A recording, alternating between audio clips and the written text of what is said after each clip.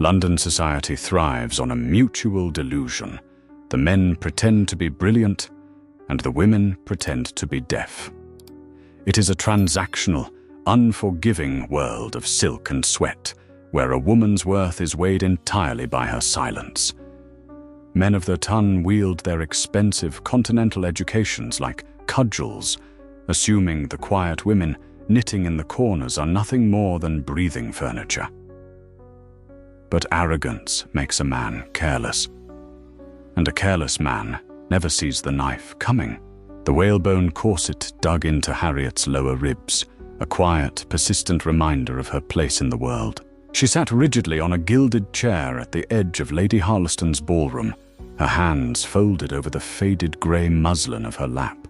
The fabric had been turned twice, dyed once, and meticulously re-hemmed to hide the frayed edges. To the 200 aristocrats swirling across the parquet floor, the grey dress rendered her entirely invisible. She was a companion, a chaperone, a penniless cousin. She was, for all intents and purposes, part of the wainscoting. Harriet preferred it that way. Invisibility was her armor. It allowed her to observe without participating, to breathe without performing. The ballroom was stifling. 2 massive crystal chandeliers hung from the frescoed ceiling, each bearing 100 beeswax candles that dripped wax onto the dancers below and radiated a suffocating heat. The air was thick with the scent of wilting lilies, stale lavender water, and the sour edge of nervous perspiration masked by heavy cologne. Beside her, Clara bounced on her toes. Clara was 18, possessed a fortune of £40,000, and wore an imported seafoam silk gown that probably cost more than Harriet's father had earned in a year. "Do you see him, Bee?" Clara whispered, her eyes wide and frantic, scanning the crowd like a hunting dog spotting a hare. "Lady Jersey said he would be here tonight. He absolutely must be here. I am sure Lord Harrington will make his appearance when it suits him," Harriet said gently, not bothering to look up from the crowd. She kept her voice even, devoid of the exhaustion gnawing at her bones. Mason Harrington, the Earl of Penrith, he was the sole topic of conversation among the unmarried women of London this season. Harriet knew the type without having to look at him. She had spent the first 20 years of her life trailing her father, a brilliant but ultimately impoverished diplomat across the continent. She had seen the drawing rooms of Paris, the palazzos of Venice, and the snowy, cutthroat courts of St. Petersburg. She had met countless men like the Earl of Penrith, men born into staggering privilege, utterly convinced of their own gravity, and terminally bored by the world they owned. "There, by the pillar."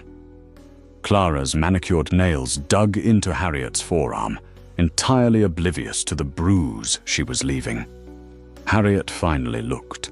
Mason Harrington stood near the arched entryway, looking exactly as a man who had inherited a massive estate and an even more massive mountain of debt ought to look: cornered, cynical, and dangerously impatient.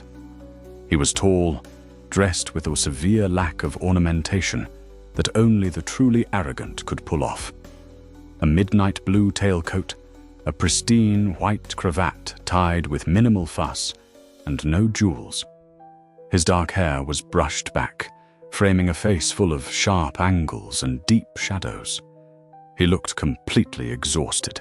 Next to him stood Richard, Lord Farnsby, a jovial man who was currently pointing out the various heiresses in the room with the practiced eye of a cattle auctioneer.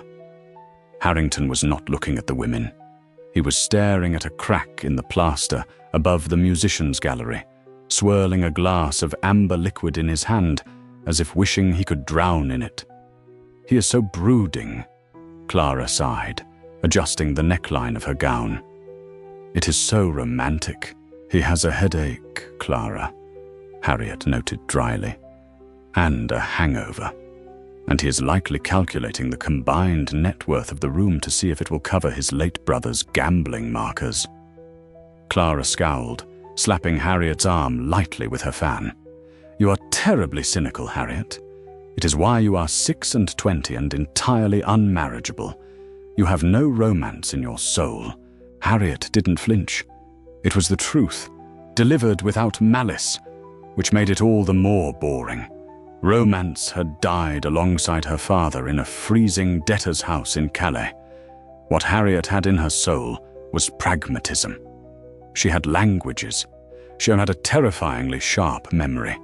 She had the ability to balance ledgers, forge diplomatic alliances, and read a room in 3 seconds flat, none of which mattered in London. Here, she was merely Clara's drab, silent shadow.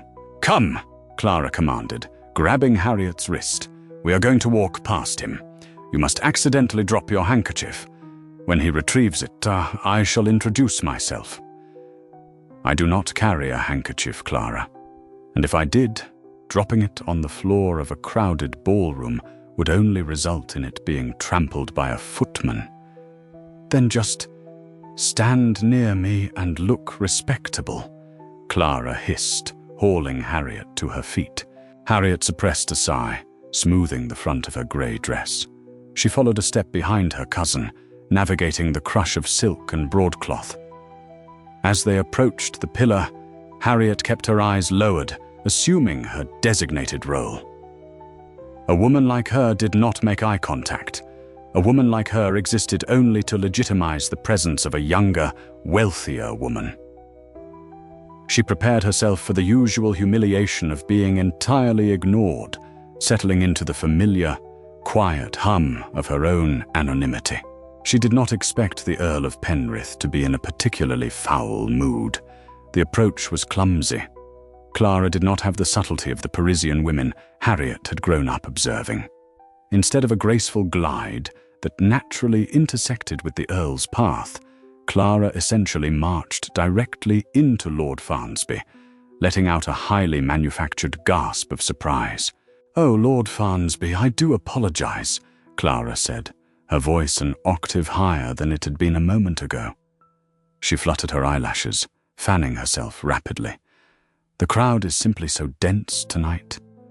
One can hardly breathe." Farnsby smiled, a practiced, polite expression that did not reach his eyes. "Miss Clara, a pleasure as always. The crush is indeed formidable. May I present my friend, Mason Harrington, Lord Penrith." Mason shifted his gaze from the plaster ceiling down to Clara. His eyes were a startling, cold grey, like the surface of a frozen lake. He did not smile. He offered a slight, stiff bow, barely dipping his shoulders. "My lord," Clara breathed, dipping into a deep curtsy that showcased the expensive lace of her bodice. "It is a profound honor. We have heard so much of your travels on the continent. Paris, I am told. It must be divine. I should so love to see Paris." Mason stared at her. The silence stretched for 2 seconds, then 3. The ambient noise of the ballroom seemed to recede, leaving the awkward tension hanging between them. Harriet stood slightly behind Clara, her hands clasped in front of her, her face an unreadable mask. She could see the muscle ticking in Mason's jaw. He was a man pushed to the very edge of his tolerance for inane conversation. "Paris is a city, Miss Clara," Mason finally said, his voice a low, gravelly baritone devoid of warmth. "It has streets, it has buildings, it has mud. Much like London, only the inhabitants are marginally more arrogant about their bread." Clara let out a tittering laugh, completely missing the deadpan hostility of his tone. "Oh, how witty. You're exactly as Lady Jersey described." Mason's eyes briefly closed. He looked as though he were actively praying for a fire to break out in the ballroom. "And this is my cousin," Clara added, remembering Harriet's presence. She reached back and pulled Harriet forward by the elbow. "Miss Harriet Halling, she acts as my companion." Mason did not bow this time. He merely shifted his cold gaze to Harriet. His eyes swept over her once, taking in the severe bun at the nape of her neck, the lack of rouge on her cheeks, the dull grey of her severely outdated dress, and her lowered gaze. He dismissed her entirely in a fraction of a second. She was a non-entity, a piece of drab upholstery dragged into the conversation. He turned his head slightly toward Farnsby. When he spoke, the bored, heavy English aristocrat vanished, replaced by a man wielding flawless, sharply accented Parisian French. It was the rapid, clipped French of the salons, spoken fast enough to alienate anyone who hadn't lived there. Dieu, sauve-moi de ce marché aux bestiaux, Mason murmured to his friend, keeping a polite, frozen smile on his face for Clara's benefit. God save me from this cattle market. Farnsby coughed into his hand, his eyes darting nervously between Mason and the two women.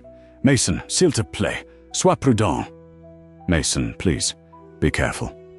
Mason didn't care. The exhaustion had curdled into outright cruelty. He looked back at Clara, who was still smiling vacantly, utterly oblivious to the language being spoken. Pourquoi? Mason continued in French, his tone conversational, as if commenting on the weather. La petite est un perroquet. Un joli perroquet avec une dot, certes, mais sa tête est aussi vide qu'un tambour. Why, the little one is a parrot. A pretty parrot with a dowry, certainly, but her head is as empty as a drum. Clara leaned toward Harriet and whispered loudly, "What is he saying? Is it poetry?" Harriet stood completely still. Her fingernails bit into the palms of her hands. Mason's gaze drifted past Clara and landed squarely on Harriet. He looked at her with a profound, bone-deep pity that instantly morphed into disdain. "Et regarde la cousine," Mason said smoothly, the French rolling off his tongue with devastating précision. Une véritable tragédie. Elle porte la misère comme une seconde peau. On dirait une pierre tombale vivante. Je parie qu'elle n'a pas eu une pensée originale depuis sa naissance, une existence d'une telle grisaille. C'est offensant pour les yeux. And look at the cousin. A true tragedy. She wears misery like a second skin. She looks like a living tombstone. I bet she hasn't had an original thought since birth, an existence of such grayness. It is offensive to the eyes. Farnsby winced visibly, shifting his weight. He knew Mason was bitter about his financial ruin, bitter about being paraded in front of heiresses, but this was a step too far. Even so, Farnsby didn't stop him. They both operated under the absolute, ironclad assumption that the women of the English aristocracy spoke only enough French to order a ribbon from a dressmaker. They assumed they were protected by their education, insulated by their superiority. Mason took a sip of his drink, his cold grey eyes still fixed on Harriet's face. He was waiting for them to leave. He had delivered his verdict in a language they couldn't penetrate, wrapping his contempt in a bow of linguistic privilege. Clara smiled broadly, entirely missing the massacre. It sounds so romantic when you speak French, my lord. Truly. Mason gave a tight, mocking nod. I assure you, Miss Clara, the sentiment was profound. Harriet looked at the floor. The heavy silence fell over the small group again. She could walk away. It was what she had been trained to do since returning to England. Swallow the pride, accept the indignity, survive. She was a dependent, a charity case living under her uncle's roof. She had no power, no dowry, no voice. But as she stared at the tips of Mason Harrington's highly polished Hessians, something inside Harriet snapped. It was a quiet snap. Not a loud, dramatic break, but the silent fracturing of a dam. She was tired of the grey dress. She was tired of the stifling heat. She was tired of arrogant men who thought their pain was the only pain that mattered, and that their expensive educations gave them the right to treat the world as their personal spittoon. Her father had stood toe-to-toe with Napoleon's ministers. He had taught her to dismantle a man's argument before the man even realized he was bleeding. Harriet slowly released her hands from their demure clasp. She lifted her chin. She did not just look at Mason Harrington. She met his cold, grey eyes with a stare so sharp and focused it felt like physical contact. The change in her posture was subtle, but Mason noticed it immediately. The drab, invisible wallflower didn't flinch. She didn't shrink. She seemed to grow 2 inches, the weary slouch vanishing, replaced by a rigid, terrifying stillness. When Harriet spoke, her voice was not the quiet, deferential murmur of a companion. It was clear, resonant, and pitched perfectly to cut through the din of the string quartet playing in the background. "Un pierre tombale, monsieur," Harriet said. Her French was not the stiff, heavily accented English schoolroom variety. It was flawless. It was the lazy, elegant, dangerous French of the Parisian elite, spoken with an aristocratic slur that suggested she had learned it walking the halls of Versailles, not from a governess in Bath. Mason froze. The glass in his hand stopped mid-air. Farnsby's jaw literally dropped. Harriet held Mason's gaze, her expression entirely placid, which somehow made the venom in her words infinitely worse. Au moins, une pierre tombale a le mérite du silence, ce qui est bien plus qu'on ne peut dire de vous. Si je porte la misère comme une seconde peau, c'est uniquement parce que la compagnie d'hommes de votre espèce m'inspire un profond dégoût. A tombstone, sir. At least a tombstone has the merit of silence, which is much more than can be said for you. If I wear misery like a second skin, it is solely because the company of men of your kind inspires a profound disgust in me. Clara gasped, looking back and forth between them. Harriet, what are you saying? Harriet didn't break eye contact with Mason. He was staring at her as if a piece of the wainscoting had just stood up and slapped him across the face. The boredom had vanished entirely from his eyes, replaced by a jarring, naked shock. But Harriet wasn't finished. The anger that had been simmering for 6 years in cramped carriage rides and freezing attic bedrooms was finally unspooling. She shifted her gaze slightly to Lord Farnsby. "E in Italia," she continued smoothly, slipping into the melodic, rapid-fire cadence of Venetian Italian without missing a single breath, "ci insegnano che un uomo che si nasconde dietro una lingua straniera per insultare una donna non ha il coraggio di guardarla in faccia. È il comportamento di un vigliacco, non di un gentiluomo. And in Italy, we are taught that a man who hides behind a foreign language to insult a woman lacks the courage to look her in the face. It is the behavior of a coward, not a gentleman." Mason's face went pale. He swallowed hard. The arrogance had completely drained out of him. He realized, with the sudden, plunging horror of a man stepping off a cliff in the dark, that he had drastically miscalculated.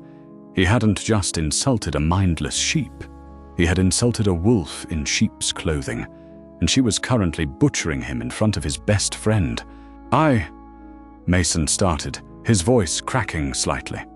For the first time in his adult life, the Earl of Penrith was utterly devoid of words. Harriet took one step closer to him. The physical proximity forced Mason to look down at her, but the dynamic had shifted so violently that he looked entirely at her mercy. She smiled. It was a terrible, thin, utterly joyless smile. She lowered her voice.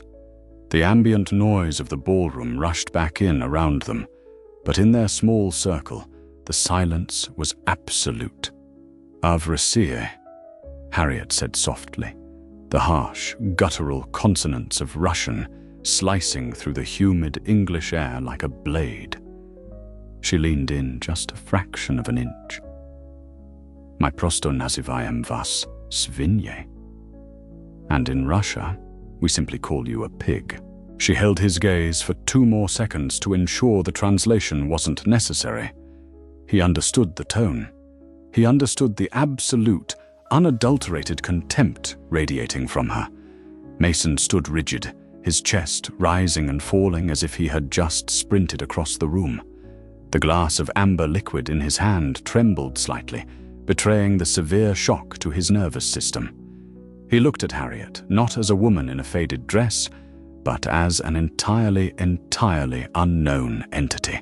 Harriet stepped back, smoothing the front of her cheap muslin gown with terrifying calm.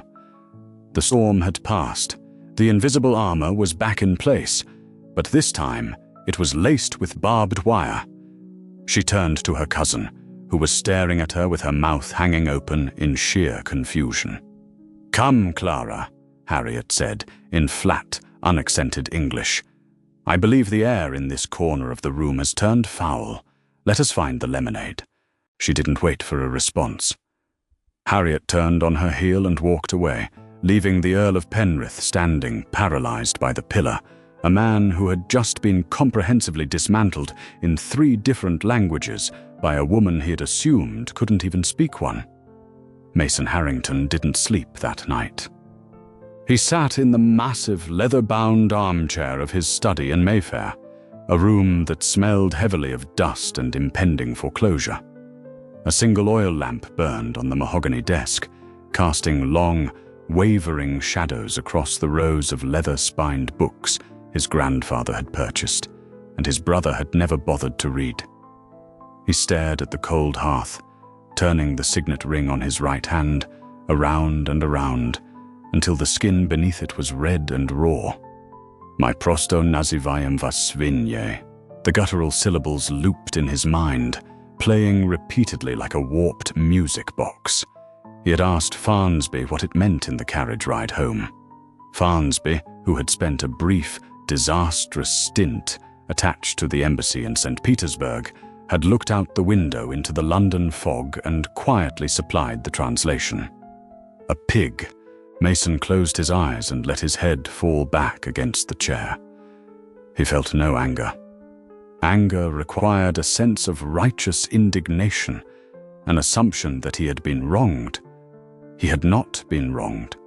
He had been gutted, cleanly and professionally, in front of an audience of 1. For the past 8 months, since inheriting the earldom and the staggering mountain of promissory notes his late brother had left behind, Mason had moved through London society like a ghost haunting his own life. He had viewed the people around him as 2-dimensional cutouts. The men were creditors or competitors. The women were ledgers wrapped in silk. He had been so entirely consumed by the suffocating weight of his ruin that he had assumed no one else in the room possessed an internal life of any consequence. He had looked at a woman in a faded grey dress and seen nothing but a piece of drab furniture. She was a diplomat's daughter. He knew that now. Farnsby had done the asking before they left the Harleston ballroom. Harriet Halling, daughter of the late Thomas Halling, a man known in Whitehall for possessing a brilliant geopolitical mind and a catastrophic inability to manage his own finances. Halling had died in Calais, fleeing creditors, leaving his daughter to be absorbed into the household of her uncle, a minor baron who treated her as unpaid domestic labor. Mason poured himself a 3rd finger of brandy, the cheap stuff his steward had procured from a questionable merchant in Cheapside. She had lived in Paris. She had lived in Venice. She had survived the Romanov courts. And she was sitting in a corner in London, acting as a human shield for a giggling heiress with the intellectual depth of a puddle. The shame finally hit him, hot and sharp, settling low in his gut. It was not just the insult he had leveled at her. It was the breathtaking arrogance of assuming he was the only person in the room suffering. He had used his education to mock her, believing himself untouchable. She had taken his weapon, sharpened it on the whetstone of her own misery, and handed it back to him handle first, buried in his ribs. Across town, in a drafty attic room of a townhouse on Grosvenor Square, Harriet sat on the edge of a narrow mattress. The single candle on her washstand flickered, threatening to drown in its own wax. She was shivering. The fire had died hours ago, but the cold settling in her bones had nothing to do with the temperature. It was the adrenaline draining away, leaving behind a cold, hard panic. She had broken the rule: never draw attention to yourself. That was the fundamental law of her survival under her uncle's roof. She was tolerated because she was useful and invisible. Clara needed a chaperone. Harriet fulfilled the requirement without competing for the attention of suitors. But tonight, the frustration had simply boiled over. Watching that man, that beautifully dressed, miserable, arrogant man, leisurely dissect her existence in a language he assumed she was too stupid to comprehend, had triggered a reflex she thought she had buried in Calais. It was the reflex of a diplomat's daughter who knew that the only way to deal with a bully was to demonstrate a superior arsenal. She untied the faded grey ribbons of her bodice, her fingers clumsy in the cold. Tomorrow, there would be consequences. Clara was clueless, but she wasn't entirely deaf. She would tell her mother that Harriet had spoken in strange languages to the Earl of Penrith.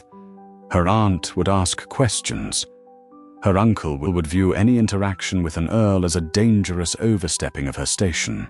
Harriet pulled the heavy wool blanket over her shoulders, staring at the frost creeping up the corner of the window pane. She had survived Russian winters and Parisian uprisings. She would survive her aunt's reprimands. But as she finally closed her eyes, the image that lingered was not her aunt's sour face. It was the look of absolute, unvarnished shock in Mason Harrington's cold grey eyes. For the first time in 6 years, someone had truly seen her, even if she had to insult him in 3 languages to make it happen. The morning room of the Hurling residence was an exercise in aggressive floral upholstery. It was a room designed to overwhelm the senses, packed with heavy mahogany furniture, violently patterned curtains, and enough porcelain figurines to stock a small museum. Harriet sat by the window, her back achingly straight, mending a tear in the lace of Clara's riding habit.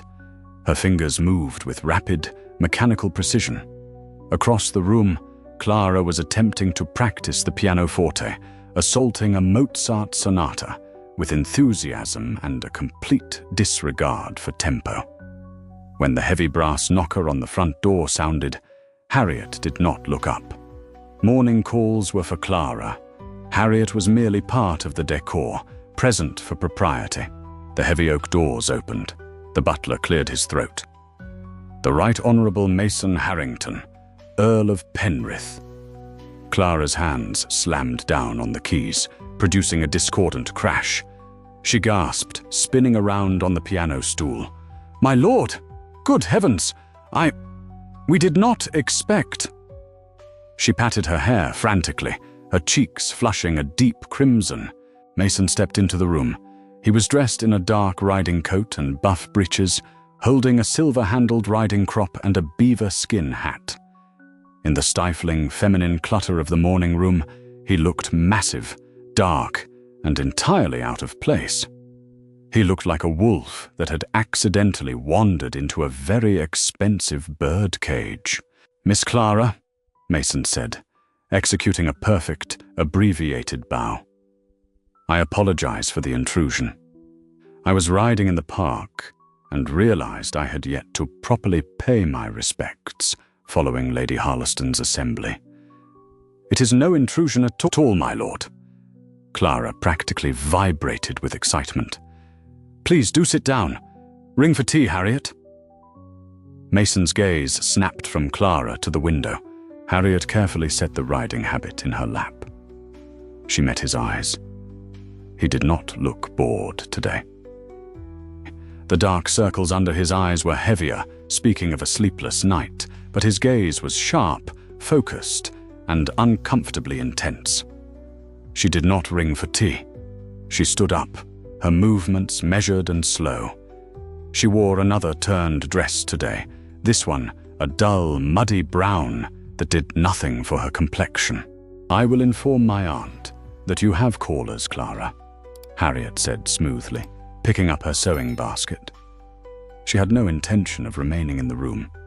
The air had suddenly become too thin to breathe. "Oh, do sit down, Bee." Clara dismissed her with a wave of her hand. "Mamma is resting."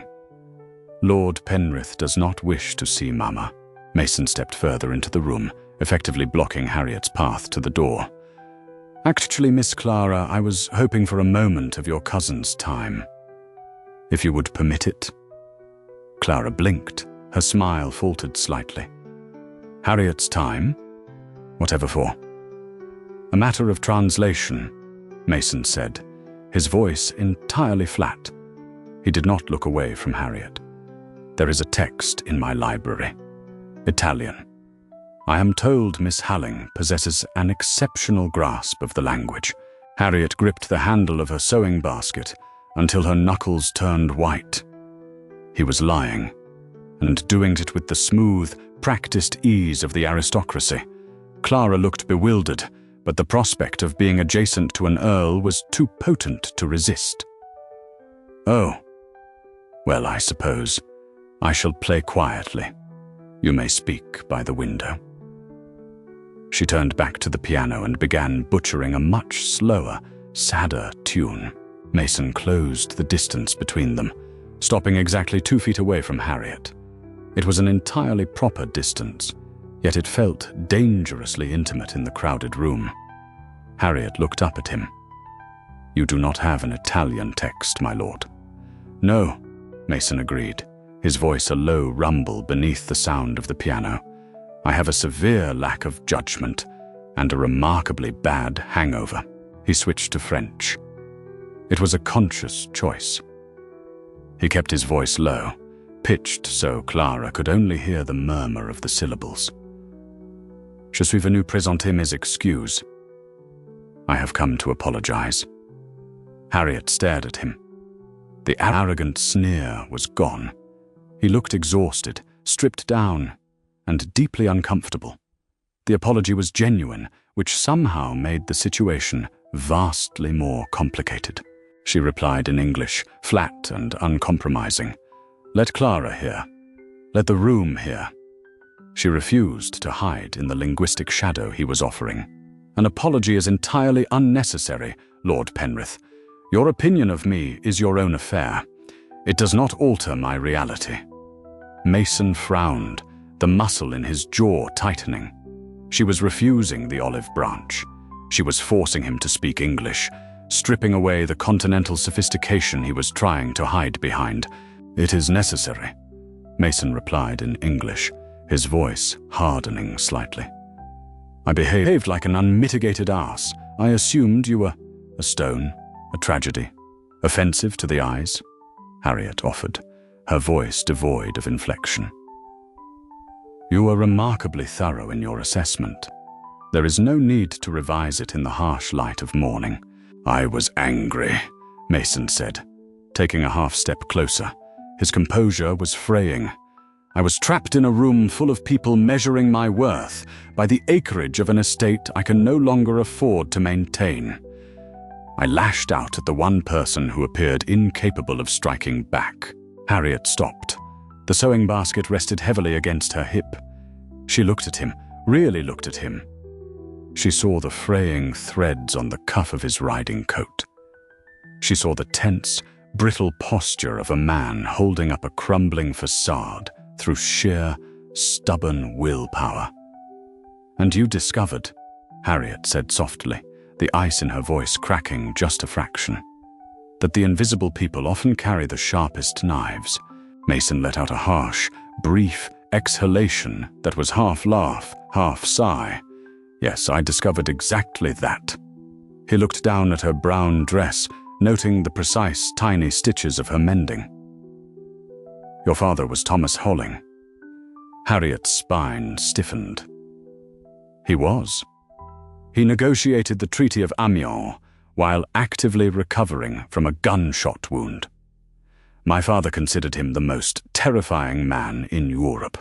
"My father," Harriet said, her voice dropping to a whisper, died owing £3,000 to a French tailor, £2,000 to a Venetian innkeeper, and left his daughter with nothing but a mastery of 4 languages and a profound understanding of how easily the world discards you when you run out of coin. She didn't know why she said it. The truth spilled out of her, raw and unguarded. Perhaps it was the bone-deep exhaustion in his eyes that mirrored her own. Perhaps it was the realization that they were both, in their own ways, drowning in the same shallow, unforgiving society. Mason did not offer pity. He didn't offer a platitude. He merely stared at her, the silence stretching between them, thick and heavy. 3,000 to a tailor? Mason finally murmured. He must have been remarkably well dressed. Harriet blinked.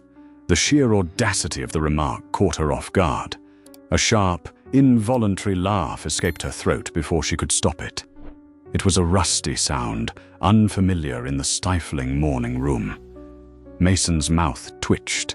It wasn't a full smile, but it altered the harsh geography of his face, making him look devastatingly human.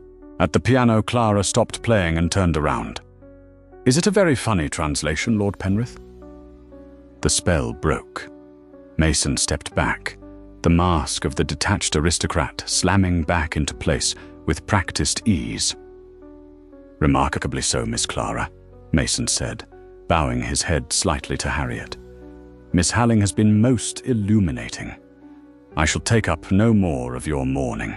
He turned and walked out of the room, leaving behind a profound silence and a sudden, inexplicable lack of oxygen. Harriet stood by the window, her hand resting against the cold glass, realizing with a cold spike of dread that the Earl of Penrith was no longer an enemy. He was something much, much more dangerous. He was a man who understood exactly what it meant to be ruined. 3 days later, the rain fell in a solid, unyielding sheet across London, turning the cobblestone streets into rivers of grey slurry. Mason sat in the claustrophobic offices of Mr. Josiah Finch on Chancery Lane. Finch was a solicitor who specialized in the quiet, desperate liquidation of aristocratic assets. The office smelled of damp wool, ink, and failure. "The sum total of the late Earl's markers, my lord," Finch said, peering over a pair of thick spectacles, "amounts to roughly £85,000. This does not include the interest accruing on the mortgages taken against the Penrith estate in Cornwall, nor does it account for the outstanding tradesmen's bills in London." Mason stared at the rain lashing against the grimy window. £85,000, a sum so large it ceased to be money and became a physical weight pressing down on his chest. His brother, George, had spent the last 5 years of his life at the faro tables of St. James's, convinced that the next turn of the card would reverse a losing streak that had ultimately consumed their entire legacy. "And the immediate requirement?" Mason asked, his voice dead. Finch shuffled a stack of papers, pulling out a heavy vellum document sealed with red wax. "Lord Harleston holds the largest single debt, £20,000. He is demanding payment by the end of the season. If it is not met, he will petition the courts to seize the Cornwall estate." Mason closed his eyes. Cornwall. The house where he had grown up, the cliffs he had ridden across as a boy, the tenant farmers who depended on the estate for their livelihoods, all of it about to be swallowed by a ledger. "Your options, my lord, are stark," Finch continued, his tone entirely devoid of sympathy. "You must secure a significant influx of capital immediately. The traditional route—" Finch coughed delicately. "A marriage of convenience to a woman possessing a substantial dowry." Clara Halling's £40,000 flashed in Mason's mind. It would cover half the debt. It would buy him time. But alongside the image of Clara's vacant smile came the sharp, cutting gaze of her cousin. Mason stood up, grabbing his hat and gloves. "Thank you, Finch. I am aware of my options." He walked out into the rain, rejecting the hackney cabs lined up along the street. He needed the cold. He needed the brutal reality of the weather to clear his head. He walked for nearly an hour, his boots sinking into the mud, his mind running through a dozen impossible calculations. He found himself, entirely by accident, or perhaps by the subconscious gravity that pulls desperate people together, standing across the street from Hatchard's bookshop in Piccadilly. Through the rain-streaked glass of the storefront, he saw her. Harriet was standing near the back of the shop, examining a volume. She was alone, which was highly irregular, save for an elderly footman dozing near the door. She wore a heavy, dark blue cloak that had seen better decades, the hood pulled down to reveal the severe bun at the nape of her neck. Mason crossed the street without thinking. He pushed open the door of the bookshop, the bell chiming thinly above him. Harriet did not look up. She was running her gloved finger down the index of a heavy tome. Mason walked down the narrow aisle, the floorboards creaking under his wet boots. He stopped next to her. An interesting choice for a chaperone, Mason noted quietly, glancing at the title of the book, The Wealth of Nations, by Adam Smith. Harriet didn't flinch. She slowly closed the book and turned to face him. She took in his soaking wet coat, his damp hair plastered to his forehead, and the stark exhaustion carved into the lines of his face. "My uncle believes I am purchasing a volume of sentimental poetry for Clara," Harriet said, her voice hushed in the quiet of the shop. "He also believes the earth is a mere 6,000 years old. I find it best not to disabuse him of his illusions." She slid the book back onto the shelf. "You are wet, Lord Penrith, and you look terrible." "Thank you. I have just come from my solicitor." Mason leaned his shoulder against the wooden shelving. He felt an odd, terrifying urge to tell this woman exactly how badly he was failing. He had spent months hiding his ruin from the world, projecting an aura of bored superiority. With Harriet, the performance felt utterly pointless. She already knew the mechanics of poverty. She lived them. "Bad news?" Harriet asked.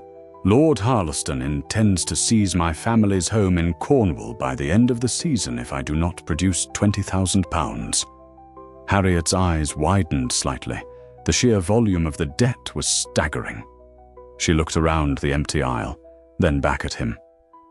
"And your plan to acquire this sum?" "Finch recommends I marry your cousin. Her dowry is 40,000. Harriet went completely still. Her expression shut down, the mask slamming back into place with audible finality. She looked away, staring blankly at a row of leather-bound Bibles. "A pragmatic solution," she said, her voice suddenly devoid of any warmth. "Clara is pretty. She's wealthy. She will not ask questions of you. She will expect you to attend balls, compliment her dresses, and leave her alone. She will also bore me to death within a fortnight," Mason said bluntly. Harriet looked back at him, her eyes flashing. "Boredom is a luxury of the rich, Lord Penrith. You are no longer rich. You do not get to complain about the flavor of the medicine that saves your life." She grabbed her umbrella from the edge of the shelf. "If you intend to court Clara, you must do it properly. You must not speak to me in bookshops. You must not speak to me at all. I am the impoverished cousin. My association does you no favors, and yours puts my position in my uncle's house at risk." She turned to leave. Harriet. He hadn't intended to use her Christian name. It slipped out, a raw, desperate anchor thrown into the storm. She stopped, her back rigid. "I cannot do it," Mason said, his voice dropping to a harsh whisper. "I sat in that office today, looking at the numbers, and I realized I cannot tether myself to a woman who does not understand the world. I cannot spend the rest of my life pretending." Harriet slowly turned around. The cynicism in her eyes was heavy, almost suffocating. "Then you will lose Cornwall. You will go to debtor's prison, and you will learn exactly what it means to be ruined. I am already ruined, Mason stated. He took a step toward her. The air in the narrow aisle felt suddenly charged, the damp scent of wet wool mixing with the smell of old paper and ink. You survived it, Mason said, his voice quiet, intense. Your father left you with nothing. You fell from the courts of Europe to a drafty attic in London, and you survived. You are surviving right now. Harriet's breath hitched. I survive by remaining invisible, a tactic you destroyed 4 days ago. I need your help. The words hung in the air between them, completely absurd. An earl begging a penniless companion for assistance in a crowded bookshop on a rainy Tuesday. Harriet let out a breathy, incredulous laugh. My help? My lord, I possess exactly 3 shillings and a terrifying knowledge of the Russian tax code. I cannot pay Lord Harleston. I do not need your money, Mason said, closing the distance between them. He looked down into her sharp, guarded eyes. I need your mind. 2 days later, a heavy parcel wrapped in brown butcher's paper arrived at the servants' entrance of the Holling residence.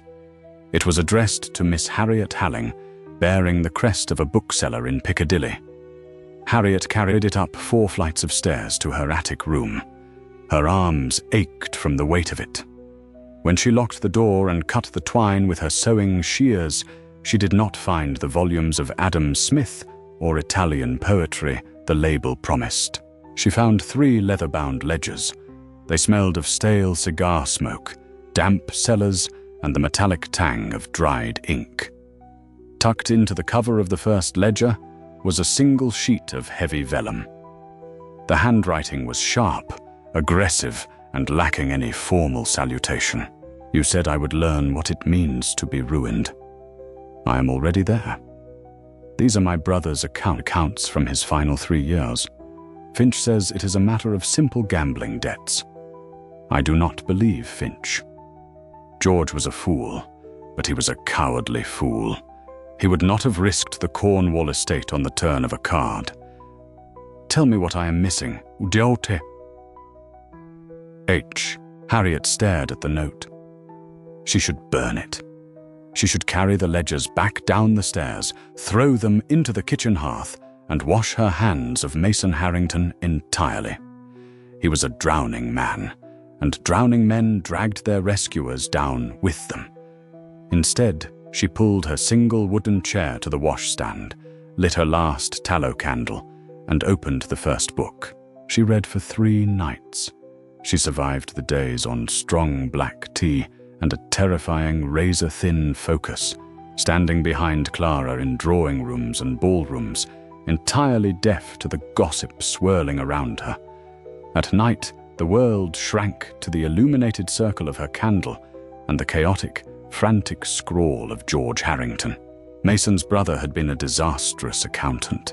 The ledgers were a mess of crossed-out figures, erratic dates, and vague notations.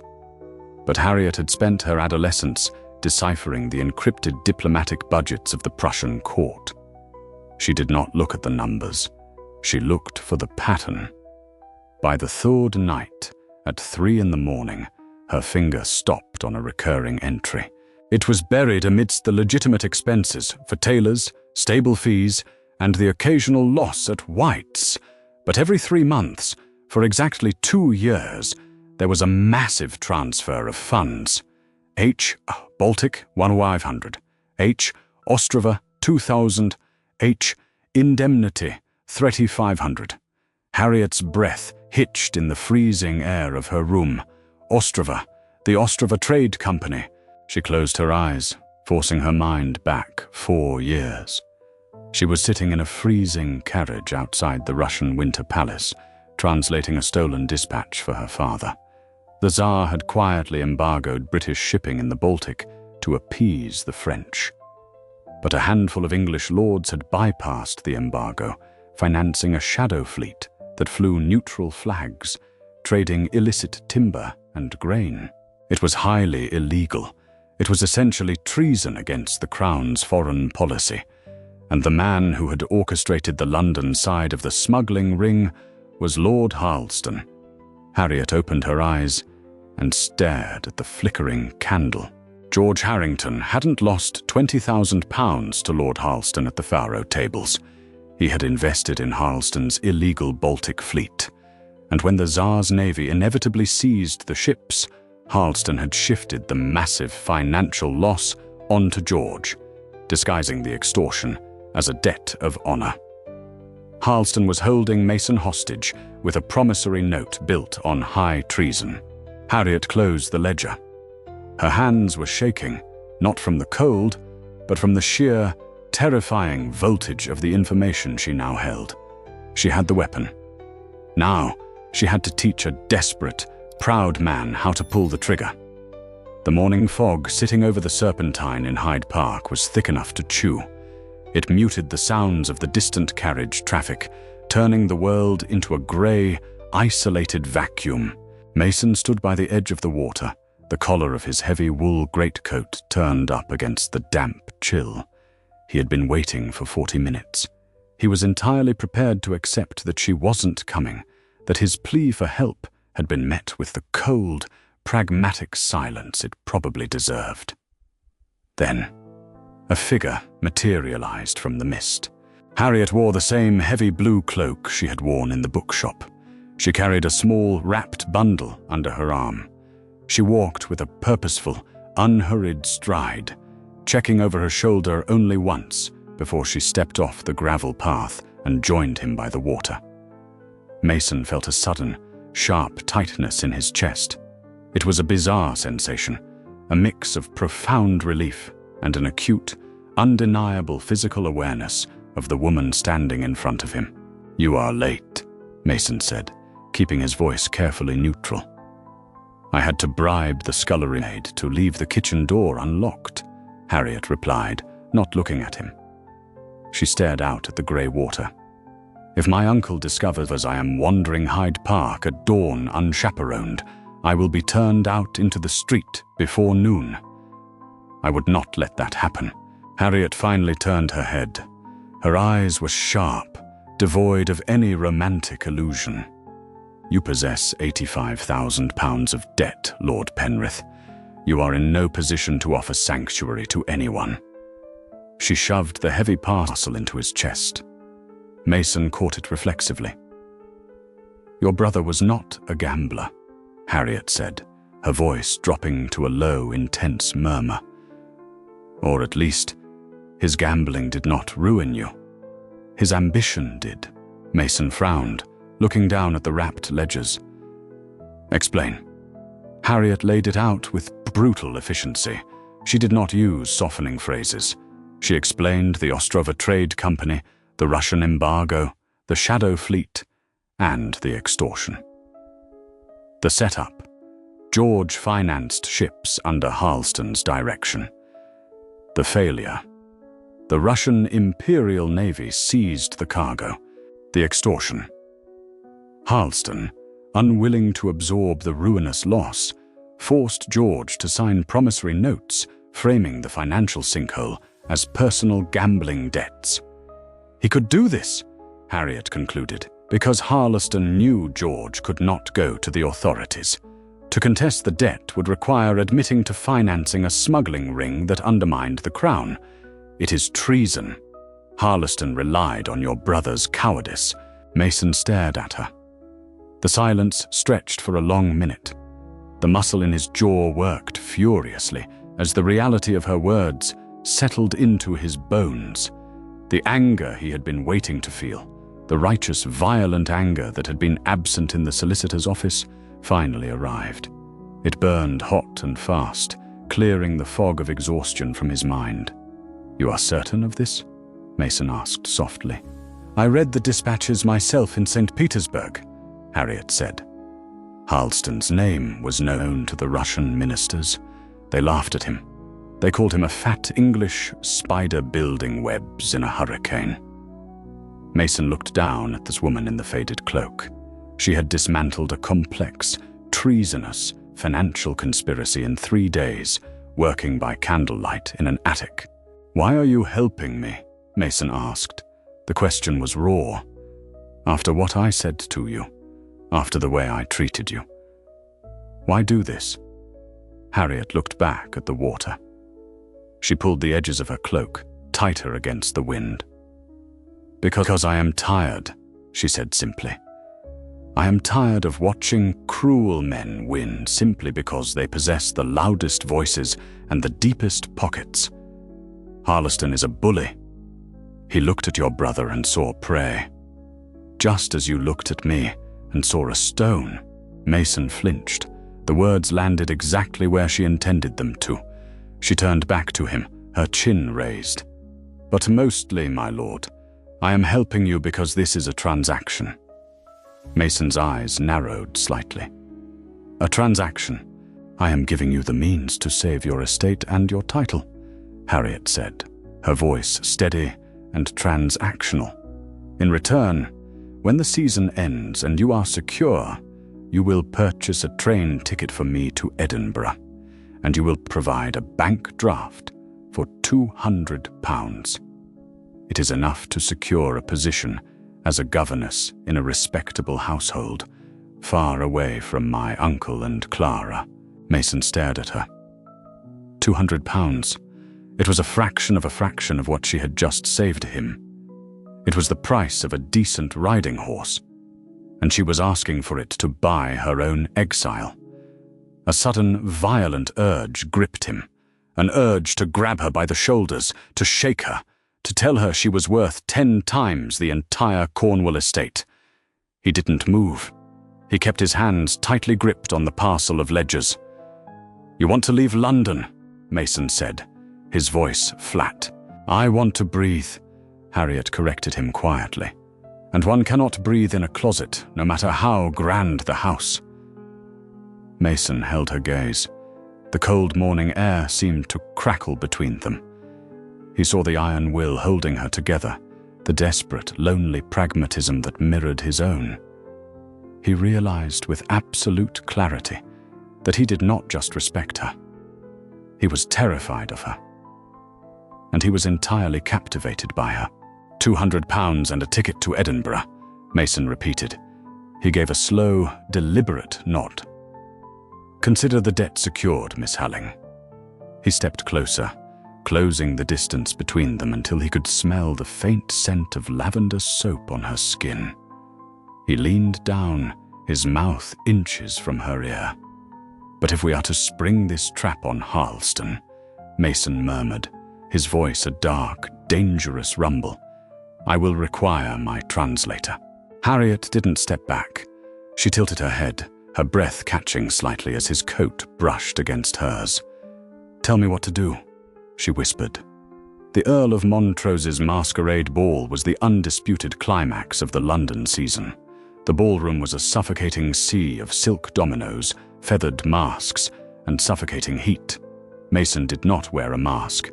He stood in the arched doorway of the card room, wearing stark black evening wear, watching Lord Harleston hold court at a faro table. Across the room, standing dutifully behind a woman dressed as Marie Antoinette, was Harriet. She wore her drab grey dress. She had refused to wear a costume, adhering strictly to her role as the invisible companion. But her eyes were fixed on Mason, sharp and expectant over the heads of the crowd. Mason caught her eye. He gave a single, almost imperceptible nod. He walked into the card room. The chatter died down as the Earl of Penrith approached the table. Everyone in the room knew of Mason's impending ruin. They were watching a ghost walk to the gallows.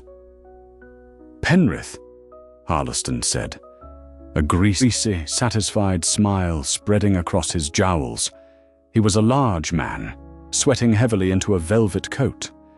"Have you come to try your luck? I hear you are in desperate need of it."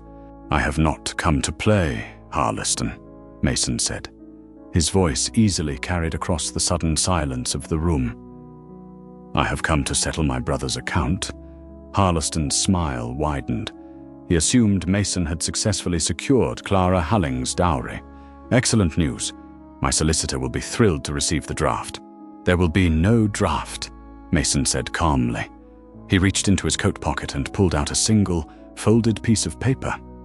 He dropped it onto the green baize of the card table. It was a copy of the promissory note. I am repudiating the debt, Mason stated. The room erupted into shocked murmurs. Repudiating a debt of honor was social suicide. It was the end of a gentleman's standing in society. Harleston's face darkened to a deep, dangerous plum color. He stood up, slamming his heavy hands on the table. You insolent whelp! You will be ruined. I will have the courts seize Cornwall by Friday. You will not go near the courts, Mason said.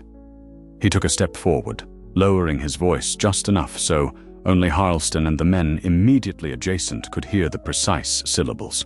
Because if you attempt to legally enforce this marker, I will present my brother's ledgers to the Crown Prosecutor. We will discuss the $1,500 transfers made every quarter. We will discuss the Ostrova Trade Company. Harleston froze. The blood drained out of his face so fast he looked slightly green. Mason leaned in, planting his hands on the table, mirroring Harleston's aggressive posture, but utterly devoid of panic. I know about the Shadow Fleet, Mason whispered, his voice like grinding stones.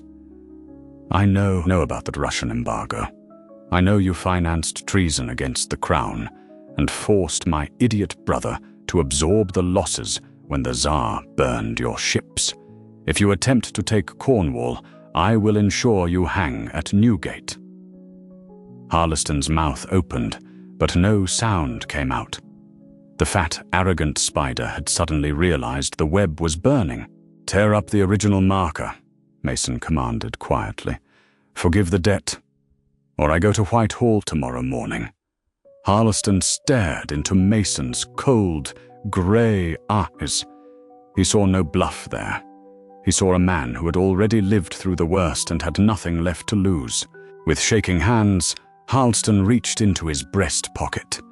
He withdrew his leather pocketbook, pulled out the heavy vellum promissory note bearing George Harrington's signature, and slowly, deliberately, ripped it in half, then in quarters.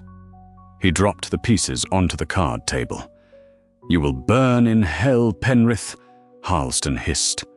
I have already been, Mason replied smoothly. He turned his back on the man and walked out of the card room. The adrenaline was a roar in his ears as he stepped back into the suffocating crush of the ballroom. The air felt lighter. The crushing weight that had sat on his chest for 8 months was gone. Cornwall was safe. He was safe. He looked across the room. Clara was standing near the punch bowl, frantically waving her fan, trying to catch his eye. She had heard the rumors. She was waiting for the ruined Earl to come and claim her dowry. Mason didn't look at her. His gaze tracked through the crowd, past the silk and the diamonds, finding the small, rigid figure in the faded grey muslin. Harriet was standing by the pillar, exactly where she had been the night he insulted her. She was watching him. She had seen him walk out of the card room, his shoulders square, his head high. She knew he had won. He saw her exhale, a long, shuddering breath of relief. She gave him a small, curt nod, a soldier acknowledging a victory. Then she turned to walk away. She was preparing to pack her bags for Edinburgh. The transaction was complete. Mason, my boy, Lord Farnsby clapped him on the shoulder, materializing from the crowd. Is it true? Did you just break Harleston in the card room? Clara Halling is looking at you like a starving dog looks at a roast. Go to her, man. Secure the fortune. No, Mason said. Farnsby blinked. No. Mason, the debt is gone, Mason said, his eyes never leaving Harriet's retreating figure. And I have absolutely no interest in a fortune. He cut through the crowd. He did not care about the stares. He did not care about the whispering. He walked with the heavy, predatory grace of a man who finally knew exactly what he wanted. He caught up to Harriet just as she reached the doors leading to the terrace. "Miss Halling," Harriet stopped. She turned around slowly. Her face was a masterclass in emotional restraint, but he saw the faint tremor in her hands. "Congratulations, Lord Penrith," Harriet said quietly. "Your estate is secure. I will expect the bank draft in the morning." Mason stopped 2 feet away from her. The music of the orchestra seemed to fade into a dull hum. "There is a problem with the transaction, Harriet," Mason said, his voice completely devoid of its usual aristocratic drawl. It was raw, honest, and terrifyingly vulnerable. Harriet's eyes widened slightly. "I assure you, the information was accurate." He tore up the note. "He did," Mason agreed. "The problem is the payment. £200 and a ticket to Edinburgh. That was the agreed-upon price. It is insufficient." Mason took a step closer, breaking the sacred invisible boundary of societal propriety. He reached out and took her gloved hand. Harriet gasped softly, trying to pull away, but his grip was firm, warm, and absolute. "I will not buy you a ticket to Edinburgh," Mason said, looking down into her stunned eyes. "I will not let you disappear into a drafty schoolroom to raise someone else's children. You are the most brilliant, terrifying, infuriating woman I have ever met, and I have absolutely no intention of letting you out of my sight." Harriet stared at him. The cynical armor she had worn for 6 years was fracturing, cracking under the intense heat of his gaze. "Mason," she whispered, looking around at the dozen pairs of eyes that had suddenly turned towards them. "You are causing a scandal. I am a penniless companion." "You are a diplomat's daughter," Mason corrected her, his thumb stroking the rough fabric of her glove. "You speak 4 languages. You dismantled a treasonous conspiracy in 3 days, and you are the only person in this God-forsaken city who truly sees me." He stepped closer, blocking out the rest of the ballroom. "I do not want a docile heiress," Mason said, his voice dropping to a fierce, desperate murmur. "I want a partner. I want a woman who will argue with me in French, insult me in Italian, and stand beside me in the mud. Marry me, Harriet. Come to Cornwall. We will rebuild it together."